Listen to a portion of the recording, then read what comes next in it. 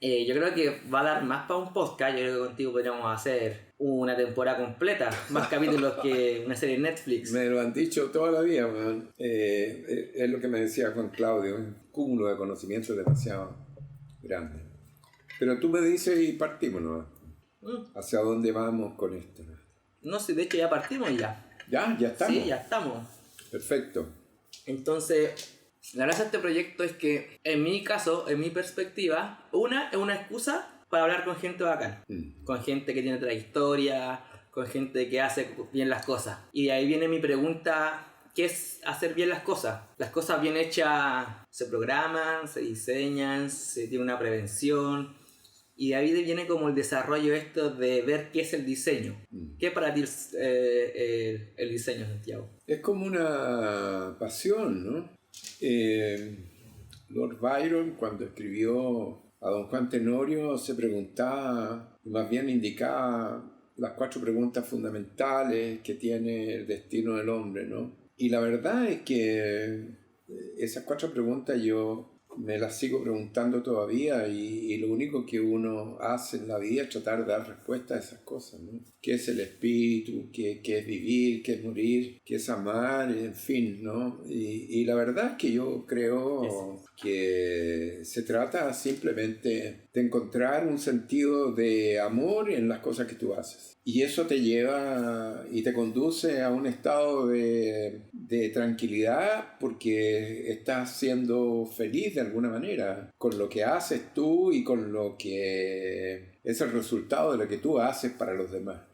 Oye, Santiago, y en este camino que he hablado de aprender a amar, porque uno está constantemente estudiando, ¿cierto? O descubriendo cosas. ¿Cómo relacionas tú tu carrera en términos de diseño con tu día a día? Siempre estás viendo qué es el diseño, qué es amar, qué es el vivir. Sí, bueno, en el día a día uno lo que aplica es un concepto que tiene que ver qué estoy haciendo y por qué lo he hecho, o qué he realizado y por qué lo sigo haciendo. No es que sea un desafío ni una aventura, se trata un poco de realizar aquellos objetivos que te parecen importantes para ti y para los demás, o por lo menos para quienes puedan ser consecuentes con algunas ideas que se acercan a las mías, ¿no? Pero eso se da en todo orden de planos y situaciones, ¿no? Se da en la vida real, en el trabajo, en el estudio, fundamentalmente importante. Y cómo tratas tú tu propia existencia en el sentido del diario vivir para que te acuestes tranquilo y te despiertes con ánimo y con entusiasmo. Es decir, no es que los problemas sean una situación que nos agobian permanentemente, porque está el otro lado, ¿no? Son las cosas que te alegran permanentemente, que te estimulan permanentemente y que te hacen sentir como una necesidad propia del sentir humano, más allá de los problemas que son propios de la existencia, ¿no? Y a esta altura de la vida, Antonio, lo que uno siente es que no tiene sentido la queja ni la rabia, tiene sentido en cómo resuelves tú los problemas del día a día. Y eso ciertamente trabajando es una maravilla, que tú encuentres las soluciones a los problemas. Sí, perfecto. En ese aspecto o sea, de en vez de como encerrarse en el problema, sino que buscar la solución, sobre todo en una persona que tiene mucha experiencia, como que encuentra más el tema de saborear, ¿cierto?, lo bueno más que lo malo, porque muchas veces lo malo o los problemas en sí tienen solución, o se solucionan solo o la solución está muy cercana, ¿cierto? Entonces, y esa solución cercana del día a día, hay mucha gente que se enfrasca en eso o se encierra en el problema, y son problemas cotidianos de quien no lavó la loza, por ejemplo, buscar un culpable en vez de lavarla uno mismo, ¿cierto? Que esos problemas me imagino que ya pasan a un tercer, cuarto, quinto plano, y uno más allá de hablar sino que simplemente calla y lo soluciona. Entonces, que al final que esas pequeñas como soluciones, si lo contrastamos a problemas más grandes, obviamente como a escala, obviamente las soluciones son distintas, los problemas son distintos, pero siempre tienen solución. Entonces, otra de las preguntas, por ejemplo, o sea, no Maya que pregunta, es como dentro del diseño, que ya está experimentando siempre una constante resolver los problemas que no sean como momentáneos, sino que sean la solución profunda para que después no vuelva como a concurrir. Esa búsqueda de solución de problemas, ¿cómo era como al principio, antes de estudiar diseño, por ejemplo? ¿Cómo veíais los problemas? Después de estudiar diseño.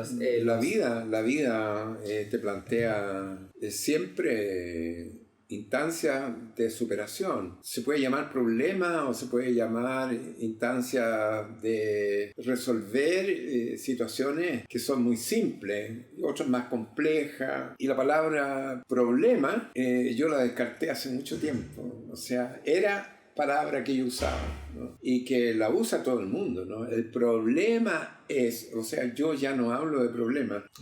Yo hablo de situaciones que se merecen ser estudiadas para resolverlas si es que existe una dificultad o una alternativa para cambiarla. Pero eso va a depender mucho de la actitud de las personas frente a lo que es su realidad permanente de todo instante y de cada día y de cada tiempo, ¿no? Y yo creo que desde el momento en que yo supe cómo elaborar un plan maestro, se me terminaron los problemas. Elaborar un plan maestro, ¿cómo elaborar? Claro, ¿no? El plan maestro consiste en que te des cuenta realmente qué estás haciendo tú con tu vida, en el caso de la vida profesional o en el caso de la vida como persona frente a tu realidad, familia, qué sé yo, todo lo que significa vivir en las 24 horas del día, ¿no? Y entonces definir un poco ese plan maestro no era tan difícil y encontré que era como una alternativa maravillosa para resolver esto que tú llamas problema, ¿no? ¿Qué es lo que me gusta? ¿Qué es lo que me gusta? Entonces hice un listado de las cosas que me gustan. ¿Qué es lo que mejor hago? Hice un listado de las cosas que mejor hago. ¿Y es en qué momento empezaste a aplicar ese plan maestro? ¿Cómo? ¿En qué momento empezaste a aplicar el plan maestro? Yo creo hace muchos años ya, no sé, unos 30 años atrás, porque conversando con la gente mayor, siempre me encantó hablar con gente mayor. Yo encontraba que ahí había un rasgo de sabiduría que yo no podía desperdiciar, ¿no?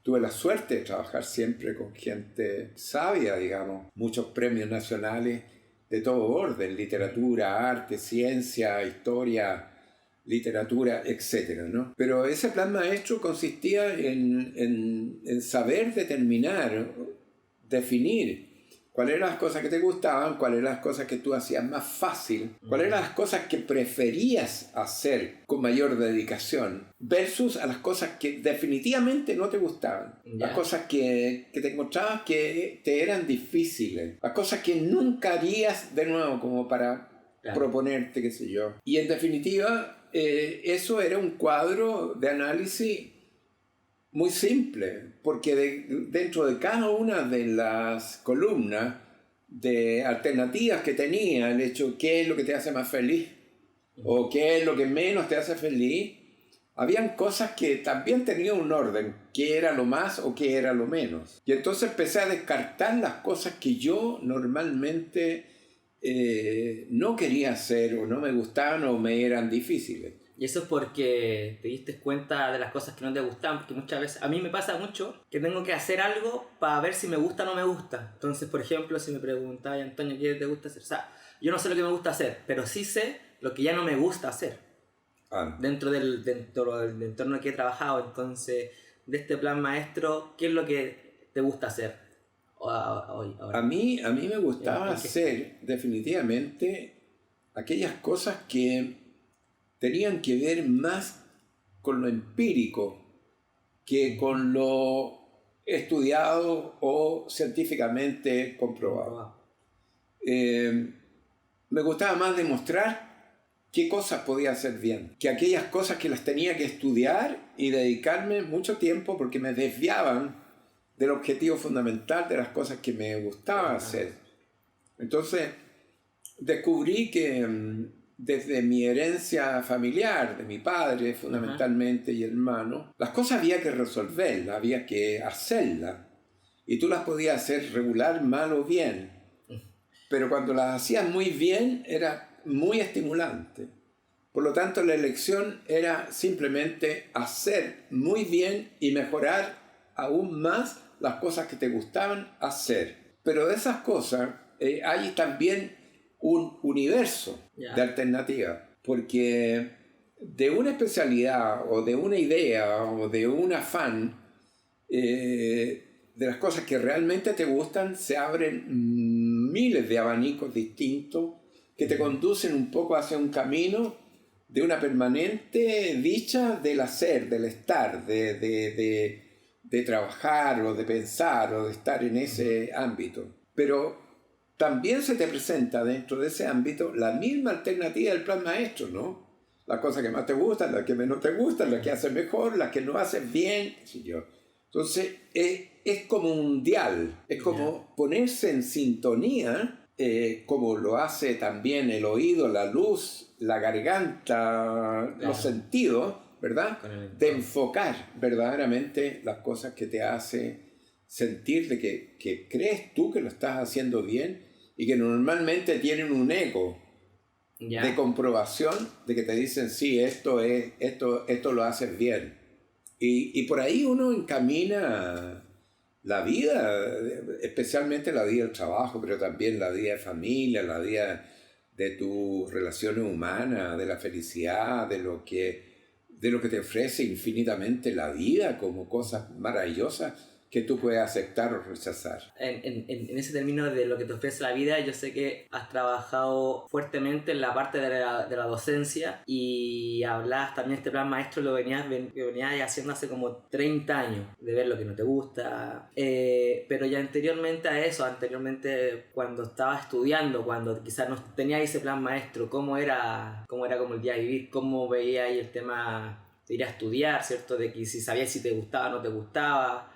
Porque muchas veces yo como estudiante de repente iba, o como persona más chicos, iba sin saber a qué iba. Independientemente si iba al colegio o iba a tomar once y me daban una leche con plátano y me pasaba que no me gustaba y tenía que tomármela igual. Porque muchas veces la opinión de uno en ese momento, si te gusta o no te gusta, no vale. ¿Cómo lo hacía ahí en ese entonces antes de saber este plan maestro, de decir por aquí va mi camino, por acá no? Esa pregunta es muy, muy interesante y muy vigente en la vida de los seres humanos desde el comienzo hasta el final. O sea, esa pregunta me la hice en mi infancia, en mi más tierna infancia, ¿verdad? Con mis padres, con mis familiares. Después me la hice en el colegio, después me la hice en el trabajo y en los estudios en general. Siempre me surgió esa pregunta y de ahí nacieron mis propias respuestas. Y las respuestas normalmente se encaminaban hacia las virtudes que la vida te entrega, ¿verdad? Y las deficiencias que uno también descubre que tiene en la vida como para buscar un espacio de realización. Y ese espacio de realización determina muchas veces tu conducta. Si tu espacio de realización es ser feliz, es una opción que te puede llenar la existencia. Pero si tu espacio de realización está en el orden material, de conseguir cosas, o por último de cumplir ciertos propósitos conducentes a una vida mejor en lo material o en lo espiritual o en lo necesariamente complaciente para que tú te sientas bien frente a la sociedad, frente a los demás, eso es la complejidad de la elección, saber elegir. Pero en el saber elegir también hay obligaciones, hay responsabilidades, ¿cierto? Pero cuando eliges bien y de acuerdo a tus principios, no hay esfuerzo que no sea maravillosamente realizable. Es decir, eso es una energía vital que te impulsa al cumplimiento de tus anhelos, de tus propósitos, de tus ideas, ¿no? Pero eso no solo me pasa a mí, le pasa a la sociedad completa, a las instituciones, a todos los proyectos de vida, ¿no? Hay unos que encuentran quizás esa respuesta, porque al final esas respuestas son diseños de la vida de uno mismo, ¿cierto? Entonces, y esa misma cuando pregunta me la dicen en la infancia, en la juventud, en la universidad, después en el trabajo, y vais rediseñando ese tipo de respuesta, ¿no? Y vais como reformulando, y porque siempre la idea de ver cómo el día a día si está diseñado, o lo diseño yo, o lo diseña la otra persona, o lo diseña el entorno, que al final son respuestas que uno muchas veces en esta búsqueda como del diseño se la va dando uno mismo. Entonces, de cierta forma, el diseño de esa respuesta iba también de la mano de la experiencia también, ¿no?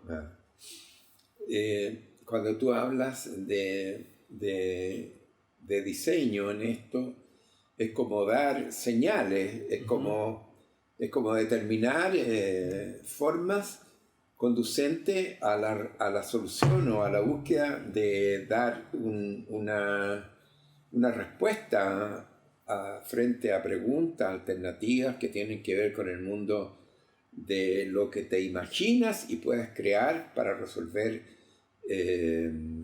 un punto determinado del cuestionamiento, ¿no? Creo que en mi caso esa instancia siempre la tuve presente, pero mucho más al ingresar a la Universidad de Chile, a la Escuela de Artes Aplicadas, ¿no?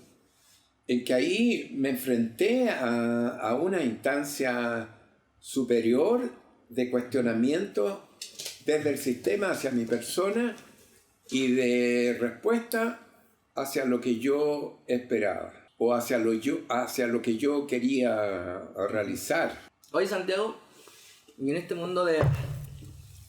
¿Seguimos en la grabación? Sí. Sí, pues. Bien. Y en este mundo de temas de la respuesta, de lo simple, de lo complejo, de lo que no me gusta, de mi experiencia, de volverme a preguntar en mi niñez, cuéntame cómo era Santiago Aranguis cuando niño. ¿Cuando niño? ¿Cómo era ese mundo? Porque uno siempre está cambiando su forma de ser. Mi familia era una familia grande, como número. Éramos 14 miembros, abuelos, padres, hermanos, hermanas. Y fue un mundo maravilloso que lo recuerdo con mucha precisión en muchos aspectos. Y yo siento que era un niño retraído, que lo único que quería era sentir el amor de mis padres. Porque los recuerdo en una búsqueda permanente de cariño, ¿no? Claro. Pero como éramos tantos, no había espacio para la dedicación de cada uno de los hijos, ¿no? De tal modo que entendí desde muy pequeño que había que ganarse ese espacio, o sea, buscar el cariño, ¿no? Y eso lo veo yo en los niños permanentemente como una actitud propia de la naturaleza, de sentirse cobijado, querido, alimentado, cuidado, ¿no? por los mayores y especialmente por tu padre, por tu hermano, etc., ¿no? Y esa forma de crecer, en mi caso, pienso que me dio debilidad y fortaleza, como todas las cosas, ¿no? Pero fundamentalmente me di cuenta que ahí había un orden, o un objetivo fijado por mis padres, ¿no? Hacia la familia en completa. Okay. Claro, yo era un miembro de la familia, era el penúltimo de los hijos, éramos 9 hermanos y yo era el penúltimo. Mi hermano menor tiene 80 años, ¿no? Ya. Entonces, Yo me di cuenta que era de los menores, pero no era por eso el más regalón, ni mi hermano menor, No. que sí que lo era por asuntos de salud, sí que lo era. Pero había una búsqueda bien impresionante de qué tenías que hacer con tu crecimiento, ¿no? Yo sentía que era un chico retraído un poco, muy aventurero en muchos aspectos de búsqueda, de juego, de amistades y esta relación con el cariño, ¿no? El cariño de la mamá, del amigo, ¿no? El cariño de muchas otras familias que veían en mi familia un número muy grande de personajes de toda naturaleza, ¿no? De tal modo de que mi infancia fue una infancia maravillosamente feliz por las circunstancias que tuve yo que superar. Trabajo desde muy niño, ¿verdad? ¿Qué te tocó trabajar así? ¿Ah? ¿Algún trabajo específico que te recuerdes? Es que mi padre tenía un taller precioso, un taller pobre, pero un taller de un hombre artesano del siglo XIX para el XX, ¿no? ¿Taller de qué era?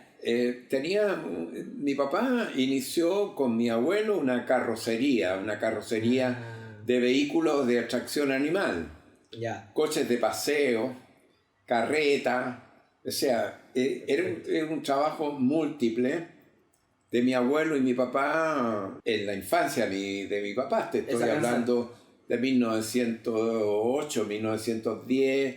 ¿Es acá en Santiago? Sí, donde ellos fabricaban carruajes, ¿no?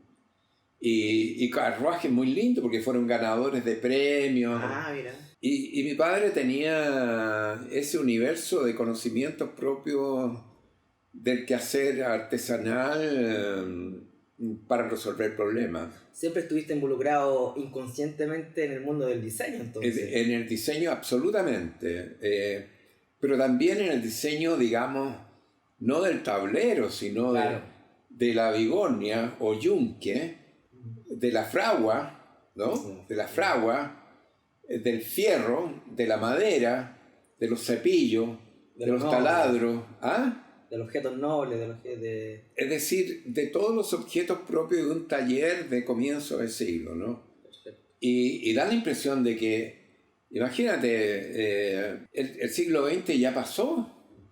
Claro. Yo no me di cuenta cómo pasaron todos esos años, pero sí me di cuenta del aprendizaje que tuve a través de la experiencia de mi familia, ¿no? Y fue una experiencia impresionantemente maravillosa, no la cambiaría por nada del mundo, porque fue dura, pero maravillosa desde el punto de vista del aprendizaje y de la relación que tiene las circunstancias, supongamos, ¿no? Del quehacer práctico de la técnica, de la manualidad, del manejo de herramientas con la filosofía de vida. Y eso es una cosa que siempre la converso con mis alumnos. Mi padre nunca estudió filosofía, pero nadie me enseñó a mí lo que era la templanza mejor que él. Yo no sabía lo que era la templanza. Y él me la enseñó a través de cómo darle dureza al acero, cómo hacerlo resistente al acero, cómo calentarlo y cómo enfriarlo, cuándo ponerle el aceite, cuándo ponerle el agua, cuándo un acero debía soportar el peso, la fricción, y cuándo, si no estaba bien hecha esa templanza, el acero se quiebra, como los seres humanos. Por eso que la templanza yo la encuentro fantástica. Como concepto. O sea, claro, o sea, no me puedo, no puedo llorar, por ejemplo. Porque aprendí a resistir, qué sé yo. A lo mejor llorar es muy bueno. Y de hecho lo hice en mi infancia. Pero fue mi padre el que me dijo, a ver, o lloras o aprendes a superar los problemas. Y eso es una enseñanza que se acerca como al estoicismo, ¿no? Esta resistencia al dolor tremendo, que tal vez hoy día no sea aconsejable, ¿no? Si el niño quiere llorar, déjalo llorar. En el caso mío, mi padre me decía, si quieres llorar, llora, ¿no? Claro. Pero él me había enseñado a que tenía que reflexionar acerca de los problemas y no sacarlo a través de lo visceral, del llanto, que parece ser también una buena opción de relajarte y quedar extenuado y tranquilo. Claro. Me enseñaron de otro modo, entonces me la he aguantado, tanto como aceptar dolor, como aprender también a no provocarlo. Mira, justamente ese tema como de la templanza, porque esa templanza, como lo explicáis recién, da mucho al tema de la comprensión de la situación para poder enfrentar, o me ahogo o me desahogo, o lo comprendo y encuentro soluciones, que también está muy relacionada con el diseño. Yo siempre voy a estar tratando de vincular las cosas como al diseño, porque es como esta búsqueda, ¿cierto?, de hacer bien las cosas, y está bien vinculado con todo el tema de lo social. Oye, Santiago, y otra cosa, ¿cómo te ayudó eso al momento de ser el penúltimo hijo, ¿cierto?, de estos 11, de una familia grande de 11 personas, para entrar a la universidad en esos años? Porque la universidad en esos años no era fácil. Es una aventura. A través de la templanza, de todo, claro, lo que fuiste viviendo, porque te ayudó. Es más, ¿no? Es como una... No sé si la palabra suerte puede ser... El hombre es él y sus circunstancias, de acuerdo a lo que plantea el filósofo español, ¿no? En el sentido de que tú nunca estás solo, estás dentro de un ámbito completo, ¿no? El tema de la universidad llegó por mis circunstancias, porque yo empecé a trabajar oficialmente como hombre a los 12 años. Dejé el colegio porque mi papá pensaba, ¿verdad?, dentro de sus limitaciones que hoy día serían inexplicables, que había que trabajar porque la familia era grande y había que aportar. Pero yo tenía 12 años cuando mi padre decidió sacarme del colegio. Pero algo había dentro del entorno que yo me había creado y de la vocación que yo sentía que era como una cosa que nace contigo, tú tienes que darle espacio para que se desarrolle, que yo tenía que seguir estudiando. Entonces, ante la imposibilidad de conversarlo con mi padre, yo le propuse que trabajaba, pero que me dejara estudiar en la noche. Trabajaba día y estudiaba en la noche. Y era dramático porque en la mañana me costaba despertar y en la noche me quedaba dormido en el colegio y me quedaba dormido en el trabajo, ¿me entiendes? Porque era cansancio. ¿A qué hora salía ahí del colegio? Claro. ¿A qué salía ahí? Pero esto sucedió desde los 12 años hasta los 19. Es decir, que yo hice... Colegio La Nocturna. ¿Ah? Colegio La Sí, claro, colegio nocturno. Pero además, mis vínculos de amistad me guiaban siempre hacia la gente que sabía, la que tenía más conocimiento. Y en un barrio, en un sector, qué sé yo, había de todo, ¿no? Obreros, trabajadores, especialistas, torneros, mecánicos, soldadores, pero también habían abogados. Había gente de la danza, del baile, y yo vivía frente al internado Barros Arana y me arrancaba muchas veces de mi casa para ir a ver las clases de dibujo en el internado, ¿no? Que eran chiquillos que dibujaban extraordinariamente bien, de acuerdo como yo lo recuerdo, ¿no? Pero esa maravilla, digamos, de experiencia de vida fue definitivamente notable desde el punto de vista de los logros de mi persona. No estoy diciendo los logros comparados, no, desde mi persona. ¿Cómo salí de eso yo, ¿no? ¿Cómo salí de las limitaciones para ir alcanzando no posiciones sociales, sino posiciones dentro de mi crecimiento como ser humano, ¿no? Entonces, trabajar, divertirme, salir, jugar, estudiar, en fin, hasta llegar a la universidad. Pero para llegar a la universidad sabía que no podía yo tan fácilmente dejar de trabajar. Claro. No porque tuviese que pagar la universidad, porque yo estudié en la universidad gratuita, es decir, nosotros pagábamos una matrícula, pero indeciblemente barata, ¿verdad? Y tenías tu estudio durante todo el año, ¿no? Lo único que tenías que cumplir con tus aspiraciones y con tu vocación. ¿Qué universidad? Pues? Universidad de Chile, Escuela de Artes Aplicadas. Ya. No, ahí tuve una cantidad de maestros y amigos hasta el día de hoy, ¿no? Inolvidable, ¿no?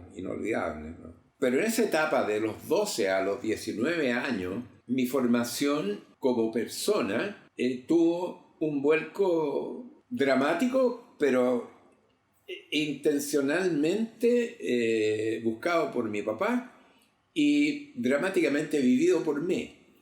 Ser niño y trabajar como hombre. Y vivir como hombre.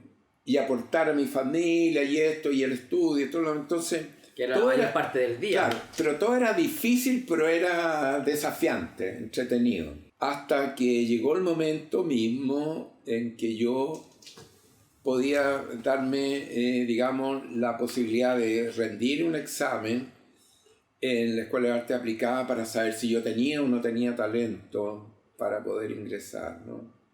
Y la verdad que fue fácil en ese instante, ¿no? Porque aparte me habías dicho que te arrancabas a ver cómo también dibujaban los...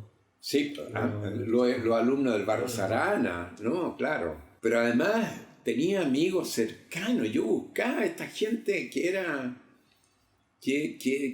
mayores, ¿no?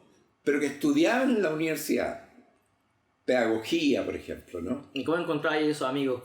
En el barrio, en el sector. Dentro del barrio. Claro. Ya, no es que fuesen como del colegio, jugando a la pelota, que si ya... En cualquier instancia. Porque el barrio donde yo me crié era apasionantemente diverso y entretenido. La calle, la vida, ser callejero. Claro. Hoy día, o sea, mi memoria es fascinante desde el punto de vista de identificar plenamente los factores que influyeron en mi vocación, pero además también en mi fuerza de empuje para seguir avanzando, ¿no?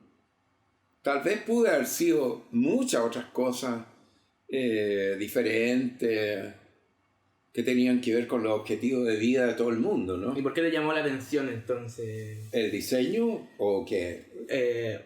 La carrera que estudiaste en la universidad. Me llamó la atención porque veía que había un vecino que tenía muchas mayores, diría yo, facilidades para estudiar por la condición económica que tenían dentro del barrio, ¿no? Pero lo veía feliz. Y yo conversaba con él y le preguntaba, me dice, no, yo voy a estudiar diseño, qué sé yo. Y eso me llamó la atención. Yo decía, ¿por qué él y yo no? Y le preguntaba en qué consistía. Entonces me hablaba del dibujo y estas cosas. Y a mí que me gustaba dibujar, qué sé yo. Quizás si te hubiese dicho derecho, matemática... Claro. Sí. Y mi papá, cuando le pregunté, le dije yo que quería estudiar diseño a pesar de que ya mis decisiones eran más independientes. Y me dijo, ¿y por qué diseño?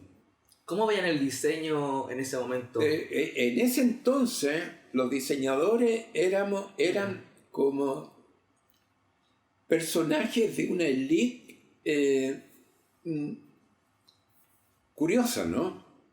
Mi papá personalmente creía que los gays eran los que estudiaban diseño. Y eso que se involucraba en el tema, claro. Lo comentaban, qué sé yo, ¿diseño de qué? ¿Diseño? ¿Qué es? De Carrasco. Era una onda europea o americana, qué sé yo, en que aparecía como el glamour y esas cosas, ¿no? No, papá, no, si diseño es otra cosa, ¿no? Bueno, me decía ya, pero y con eso se gana dinero, qué sé, porque el afán de mi papá era sostener y que yo también me pudiera desarrollar, ¿no?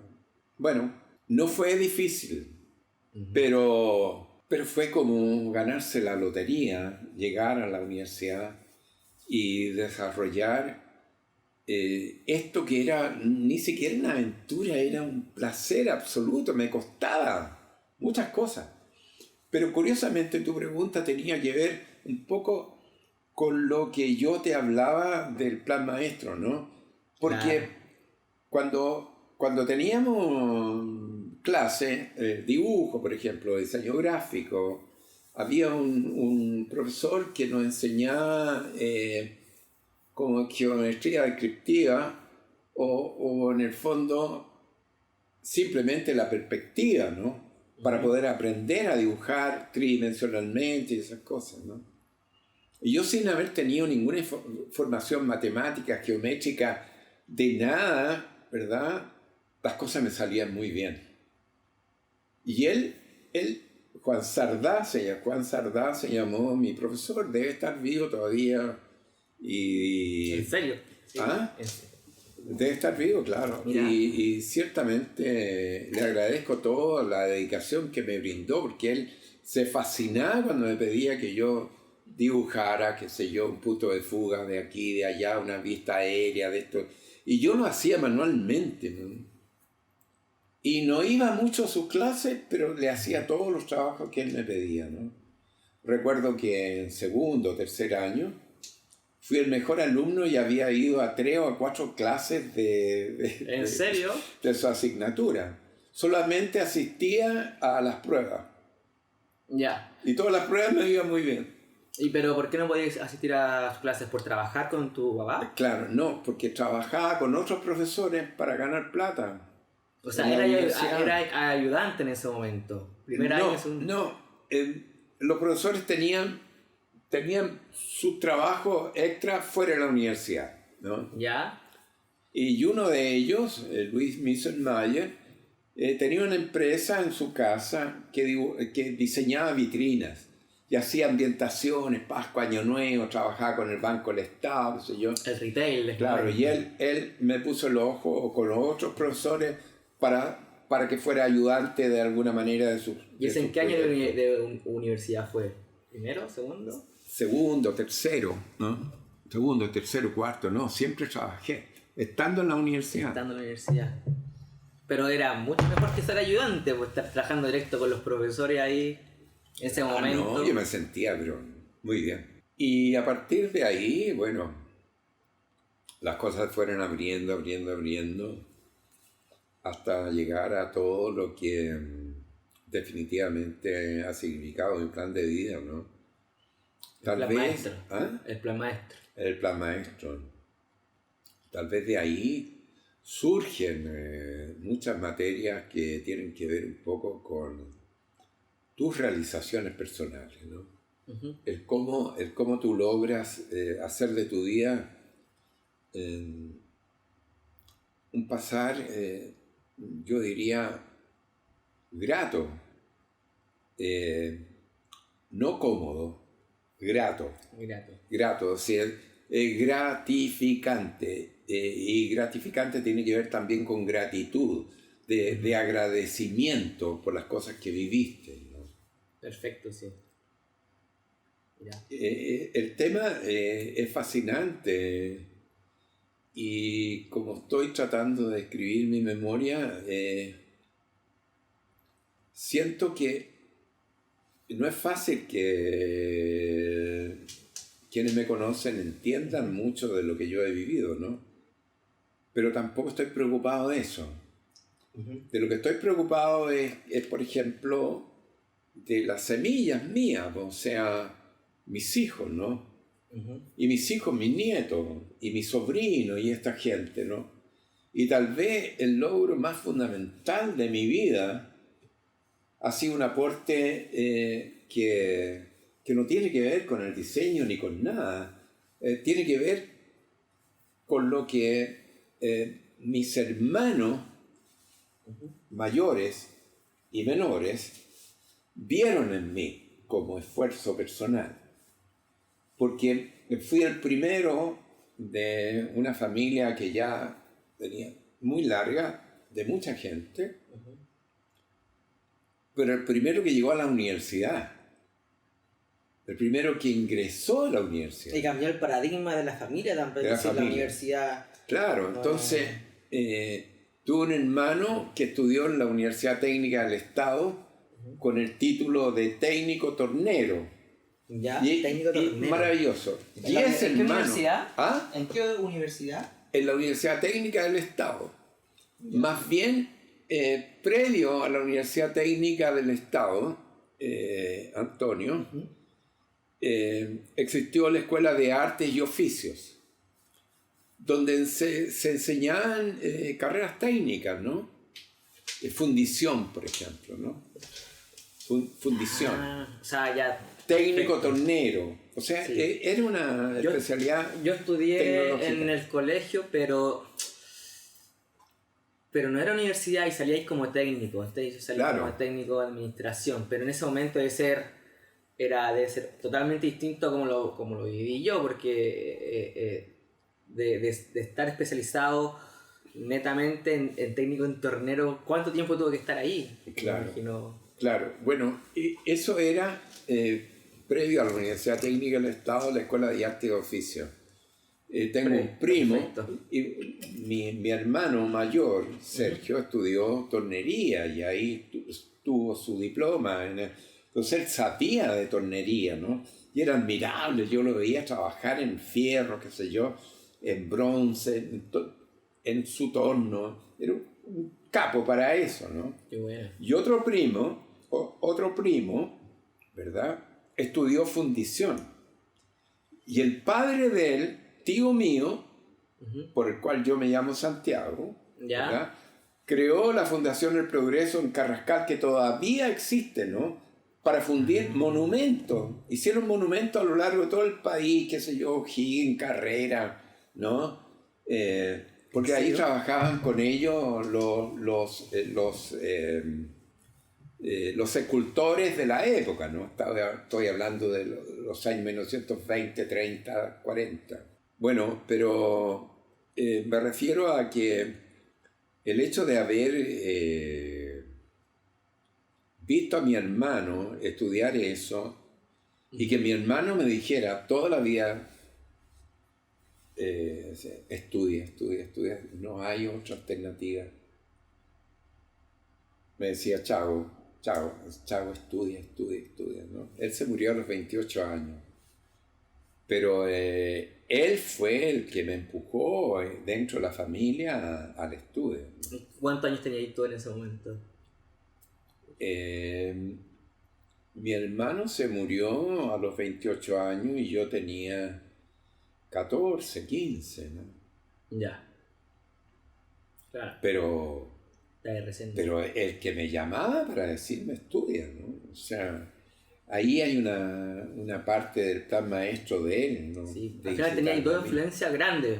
Y muy grande. Una Sí, era sí. tu vecino, que Sí, estudiaba. claro, el que como el estudió diseño, claro. Y por otro lado estaba tu hermano y decía: este es el camino, Claro. haz cualquier cosa, pero enfócate. Mira, siempre hay personajes así que tú puedes reconocer fácilmente y otros que están ahí en la nebulosa, digamos, de la gratitud, pero no con tanta claridad, ¿no? Sí. El hermano que te incitó el amigo vecino que estudió diseño, el otro que era profesor de literatura y que me enseñó a escribir Sí, y que me enseñó a pronunciar y a hablar. Ese era un vecino, no era un miembro de mi familia. Ahí, claro, al final es como esa, porque me pasa mucho lo mismo, entonces uno que como que de repente vive el deseo de los otros. Claro. Entonces junta todo este tipo de deseos y te armas tu propio... Claro. Es que en el fondo, Antonio, no sé si nos queda tiempo, pero de lo que yo quiero enfatizar o poner, digamos, un punto de énfasis, es que el estudio y la educación no tienen otro propósito que lograr un desarrollo humano de las personas, un desarrollo humano, es decir, una realización de sus legítimas aspiraciones, unas metas que tienen que ver un poco con vivir la vida de un modo diferente a lo que a todos nos ha tocado vivir, con propósitos que tienen que ver con un modelo de la sociedad que ya todos sabemos que es un modelo que está en vías de un fracaso rotundo, ¿verdad? Claro. Por lo tanto, siento que yo estuve más cerca de este modelo ideal que de la idea, ¿verdad?, de trabajar y ser universitario para tener mucho dinero, ¿verdad?, ganar espacio dentro del materialismo propio de una sociedad que aspira, obviamente con legítima opción, a tener una casa, a viajar, a tener dinero, salud, no tener penuria respecto a su proyecto de vida, digamos, normal de un ser humano para una sociedad justa, ¿no? Uh-huh. Yo las pasé por todas, pero creo que tuve la suerte de desarrollarme humanamente de una manera distinta, y aunque me falta demasiado todavía Uh-huh. por ser una persona realizada en esa materia, creo que mis hijos, mi familia, entendió el camino que yo hice y tal vez fue una plataforma para ellos hacer su propio proyecto y su propio... Plan maestro. Exactamente, el programa, el proyecto de que hablamos al comienzo, ¿no? Esto de diseñar verdaderamente el programa de vida de tal modo de hacer las cosas que te gustan y desechar aquellas cosas que son aspiraciones para las cuales no fuiste o no estás preparado o no te hiciste cargo de eso, ¿no? ¿Cómo estamos? Ya, tomemos el último conchito de esto. Sigamos tomando nuestra limonada. Sí. Como para No, nada, yo creo que podría estar bien el capítulo porque igual hay otra parte que vimos desde Santiago niñez, Santiago desde los 12 hasta la etapa de la universidad, y después viene la implementación del plan maestro, po. Cómo el plan maestro funciona cuando Santiago ya se enfrenta a problemas mayores, po. Porque imagino que Santiago es un problema mayor cuando sales de la universidad, saliste de la universidad y luego, bueno, aparte que trabajáis con profesores, te estaba yendo bien, estabas conociendo a gente, quizá la percepción de tus papás respecto a la universidad ya era totalmente distinta, porque independientemente de que se pregunte qué diseño, al final él era un diseñador en potencia. Sí, claro, en la práctica. Con él y con su papá, el tema de las fraguas, de diseñar carrozas, porque si ganaban premio, era inconscientemente... Era infinitamente más difícil de las cosas que nos ha tocado a nosotros hacer, porque diseñar y ejecutar y construir a través del fierro, del acero, ¿verdad? Formas a través de la fragua, el yunque, el martillo, el combo. Es decir, es infinitamente fuerza e imaginación que viene desde lo más primitivo hasta el desarrollo de la humanidad, ¿verdad? Y desde siempre en la ejecución de las formas para crear de alguna manera una solución a los temas que te plantea la vida, ¿no? Mi papá hacía rejas, pero también hacía, por ejemplo, para el Club Hípico y el Hipódromo Chile, hacía marcas para los animales. Wow. Claro, para marcar animales, para los ganaderos, en fin. Las señales, ¿no? Señales que eran logotipos. Sí, pues. Sí, al final... Eso lo hacía mi papá. O sea, era un creador de marca. Yo recuerdo, claro. Él hacía estas marcas, ¿no? Creador de marca. Y claro, y Y cuando las terminaba, hacía las formas que a veces se las daban y otras veces él las creaba, ¿no? Y las ensayaba en tablas, ¿verdad? Con el fierro caliente, pero ya construido digamos, el mango por el cual después en el campo marcaban a los animales, ¿no? Una cosa atroz, pero verdadera. Pero también una reja para un palacio, una reja para una casa, la reja para un portón, esas cosas, ¿no? Sí. Entonces, muchas miles de horas dedicadas a la fragua, al carbón coque, ¿no? No, y al crear más que nada. Claro. De manera... Entonces todos mis hermanos pasaron por ahí, ¿no? Porque tuve hermanas mujeres también que se dedicaban a ayudar a mi mamá en las labores propias antes se llamaban labores propias del sexo. Imagínate, ¿no? El vocabulario dramático del lenguaje de definición de género era terrible, ¿no? ¿A qué se dedica? Labores del género, ¿no? Ahora del género. Así lo hacían en el carnet de identidad, en el registro civil, en todo, ¿no? Eso ya no corre. No corre. Pero mis padres, mi abuela, mis tías lo vivieron, ¿no?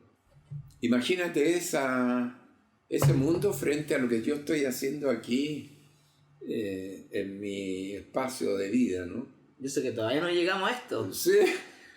Ahora, yo no sé cuánto tiempo nos queda, Antonio, pero a partir, digamos, de haber cumplido toda esta etapa de formación primaria, que es la educación básica, media y la universidad, se inicia un periodo fascinante de la aventura de entrar a una elección, porque al egresar de la universidad tú tienes que elegir el campo donde vas a actuar. Claro. Y claro, yo podía haber elegido, qué sé yo, irme por el asunto del diseño comercial, diseñar vitrina, como me lo había enseñado Luis Misselmayer, ¿no? Y otro maestro también. El profe de retail. Claro, es que la Escuela de Artes Aplicadas también tenía un poco ese propósito en esa época mía del diseño gráfico publicitario y del desarrollo de esta economía de lo visual a través del comercio, ¿no? Uh-huh. Y a mí esa parte, no sé por qué, nunca me gustó. Y te debo confesar, sinceramente, a quien vea esto, que tampoco me atrajo nunca la publicidad como mentira. Uh-huh. Me atrajo como efecto, digamos, como resplandor de algo que posiblemente hacía feliz a la gente, ¿no? Sí, que igual después se va a vincular un poco con respecto con lo que tú hiciste después, que el tema de la museografía, que ahí no tiene mucho que ver, pero tiene algo que ver. Esa fue la elección en el momento de dejar la universidad. Porque también fue, como soy un personaje muy afortunado en muchos aspectos, amigo, amiga, familia, muchas cosas, ¿no? Una especie de encantamiento, de lucecita, digamos, que me ha acompañado toda la vida, ¿no? No creo que nunca eso se va a apagar, porque estoy con una gratitud enorme por todo lo vivido. Pero en el momento mismo de egresar, de ya no estar en la universidad, fue un profesor que me dijo: oye, Santiago, me dice, tú tienes una forma de ver las cosas distinta. Me lo dijo un profesor. Dijo: ¿por qué no participas en un concurso que se abrió en el Ministerio de Educación para ser un ilustrador de Museo de Historia Natural? A ti te gusta mucho esto, la cultura. Le dije: ¿en serio? Y lo hice. Y hubo un concurso, participó muchísima gente, lo recuerdo perfectamente. Uh-huh. Y yo fui y me postulé. No había que dar examen, ¿no? Simplemente las recomendaciones de la universidad. ¿Ya? no recomendación, porque la universidad no da recomendaciones, la universidad te da certificados Pero de... tenías que entregar algo, ¿no? claro, Tenías que entregar o sea, mostrar trabajo, mostrar trabajo. Portafolio. Claro.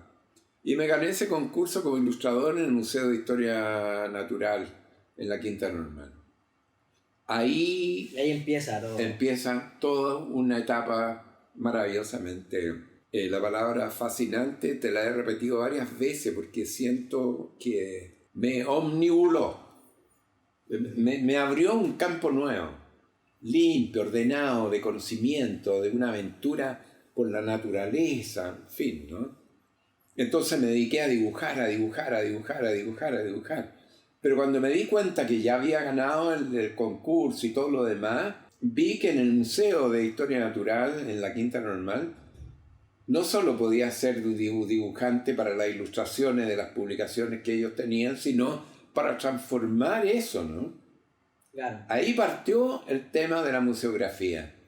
Ahí con la doctora Grete Mosny, que era la directora en aquella época, 1965, yo inicié lo que se llama museografía en Chile. Ahí partió la museografía, ¿no? Sin tener conocimientos previos de lo que significa la museografía. Nada. Aprendí ahí la museografía. Y estuve 8 años ahí, ¿no? 8 años en esa... En el Museo de Historia Natural. Historia natural. Mira. Claro, hasta que llegó el momento triste que tiene este país del golpe militar, ¿no? Del ajuste de gobierno, de Pinochet y esta aventura de la política chilena, ¿no? Yo siempre he estado muy al margen de la política, pero... No, pero en ese momento... En ese momento era... frente. Claro, no, bueno, ese otro episodio que también lo voy a dejar como constancia en mi memoria. Pero al crear esa instancia de iniciar la museografía en Chile, yo ahora me doy cuenta que toda la gente me conoce en ese ámbito de la museología. Yeah. Pero la museología, Antonio, es como una beca para conocer esta cosa tan infinita que es el desarrollo de la humanidad. Porque es de una complejidad enorme, pero es el universo de los conocimientos que está implícito y explícito en lo que es la conservación o, por último, protección de la memoria universal de lo que es la existencia, desde el punto de vista de todas las disciplinas imaginables, todas, Sí. que se transformaron en algún minuto, ¿verdad?, en conservar el vestigio de lo realizado por el hombre a través de su existencia, ¿no? Los museos parten desde el museión griego, que es el templo de las musas. Y eso lo aprendí con la doctora Grete Mosny, de ahí se empezó a desarrollar esto, ¿no?